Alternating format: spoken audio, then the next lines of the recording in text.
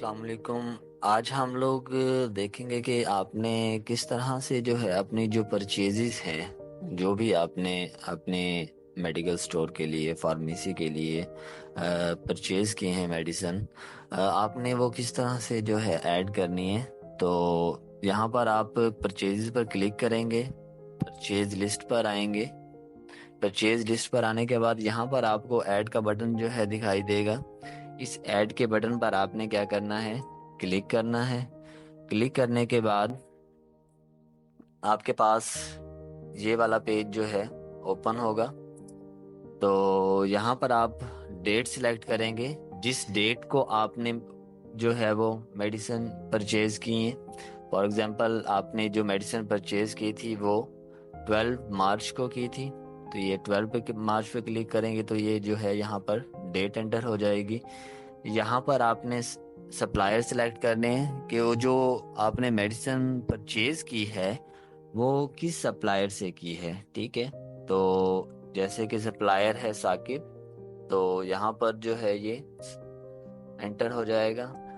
फिर उसका जो इनवाइस नंबर है वो क्या है, जो भी आपकी रिसिप्ट पर जो इनवाइस नंबर होगा वो आप यहाँ पर एंटर कर देंगे। उसके बाद जो जो आइटम परचेज किए हैं, हमारे सॉफ्टवेयर में सारे के सारे जो हैं आइटम्स की लिस्ट हम लोगों ने ऐड की हुई है। तो आपने जो भी आइटम परचेज किया उस सप्लायर से, वो आइटम जो है यहाँ पर आपने एंटर करना है। जैसे कि आपने पैनाडोल परचेज की है, ठीक है, और ये पैनाडोल टैब 200 इस पे जैसे क्लिक करेंगे वो यहाँ पर ऐड हो जाएगी। उसके बाद आपने ये टैबलेट ली है और आफिन जेल ली है और ये टैबलेट ली है।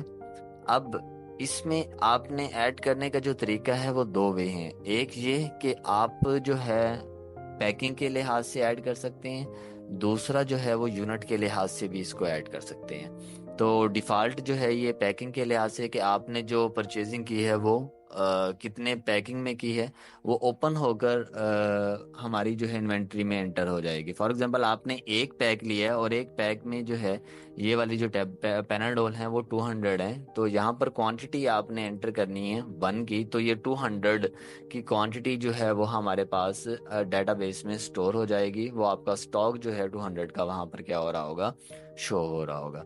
तो यहाँ पर अगर उनकी आपने उसकी पैक चेंज करनी है तो पैक भी चेंज हो जाएगा। यहाँ पर परचेज प्राइस उसकी चेंज करनी है तो परचेज प्राइस भी जो है वो क्या हो जाएगी, चेंज हो जाएगी। उसके बाद सेल प्राइस जो है आपने चेंज करनी है तो सेल प्राइस भी चेंज हो जाएगी। ठीक, इसी तरह इन सारी मेडिसिन के लिए। तो जैसे ही आप परचेज प्राइस एंटर करेंगे तो उसकी जो यूनिट कॉस्ट प्राइस है, मतलब एक टैबलेट कितने की पड़ रही है, तो वो यहाँ पर ऑटोमेटिक जो है वो जनरेट हो जाएगी। इसी तरह से जैसे आप सेल प्राइस यहाँ पर पैक की डालेंगे तो उसकी यूनिट सेल प्राइस जो है वो खुद ब खुद यहाँ पर जो है जनरेट हो जाएगी। तो आपने जो है पैकिंग में लिया है तो यहाँ पर मैं एक की पैकिंग में लिख देता हूँ। उसके बाद ये हमारे पास टैबलेट है, वो भी पैकिंग में ली है, तो इसमें एक पैक में कितने 100 हैं, तो यहाँ पर एक की क्वांटिटी है। ठीक है, और यहाँ पर जो है ये पैकिंग में ही एक है, तो ये आप इसे यूनिट में परचेज कर रहे हैं तो यहाँ पर मैं लिख देता हूँ 100 की क्वांटिटी, कि मैं ये जो आई है हमारे पास वो 100 की क्वांटिटी में आई है। इसी तरह से एक पैक में यहाँ ये वाले जो है टेबलेट वो कितनी है, 25 हैं, तो इसके मैं 4 पैक ले लेता हूँ। तो उसके बाद यहाँ पर आपका जो भी बैच नंबर होगा आपने वो बैच नंबर एंटर कर देना है। और यहाँ पर आप उस टेबलेट की जो बॉक्स के ऊपर लिखी हुई एक्सपायरी डेट होती है वो एक्सपायरी डेट एंटर करनी है, जो भी एक्सपायरी डेट होगी।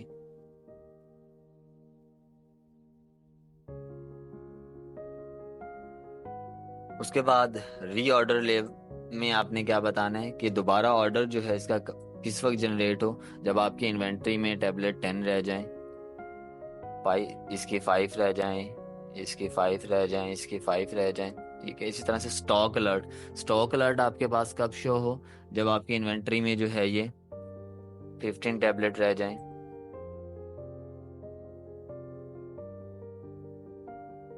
ठीक हो गया, ये सारी इंफॉर्मेशन आपने इस तरीके से जो है वो ऐड करनी है। मजीद इस तरह के सॉफ्टवेयर की इंफॉर्मेशन के लिए हमारे चैनल को लाइक और सब्सक्राइब करें और बेल आइकन को दबाना मत भूलें, ताकि इस तरह की इंफॉर्मेटिव वीडियोस आप तक पहुंचती रहें।